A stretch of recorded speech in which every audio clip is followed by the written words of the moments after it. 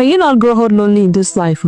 There is this old man who sleeps right outside my house, beside the security post. He would usually lay his big nylon sheet on the ground and passes the night there. And in the afternoons, he goes out to do his shoemaking work. But honestly, I doubt if he makes more than 1,000 naira a day. I cook a lot, so I sometimes pack meals for him. Other times, I give him money, and every time he smiles with so much gratitude. I bet that smile hides years of pain, loneliness, and struggle. It is true that poverty actually ages people, but from his look, I can tell that man will be nothing less than 70 years old. So one day, curiosity got the better of me, and I asked about his family. He told me he had neither a wife nor a child. I asked about his extended family, and he said his parents had died a long time ago. So as we spoke, his voice broke, and I saw a tear drop from his eyes. And then this Baba said something. I only wish I had a wife or a child. He said it in pidgin. At that point, my heart really sank. I had so many questions. Why didn't you marry? If you choose this life, did circumstances push you here? But I swallowed all of them, because in that moment, I realized that the answers didn't matter anymore. He was a man in his final season of life, with no one to call his own, no one to sit with him, no one to carry his name forward, and no one to hold his hands when life finally says it is time. I decided from that day that as long as I live in that house, I will never let him go hungry. I will always share food, and I will always give him what I can. Then one morning around 5 a.m., I was leaving home to catch a flight at the airport. So as I walked past the security post, I saw him wrapped in his nylon sheets under the knitting shed he already made for himself. So what if one day this Baba sleeps and never wakes up? And then what? No wife to cry for him, no children to mourn him, no family to claim him, only the authorities arriving to carry his body away. And as I drove to the airport, I whispered a simple prayer to myself. Do not ever let me grow old alone. Do not let me do life alone. And please, never let me live my last days in penury. Because listen to me, you will not be young and agile forever. One day, your strength will fade and your bones will be weak. One day, your hands will wrinkle and your steps will slow down, and your heart will crave companionship more than wealth, more than achievement,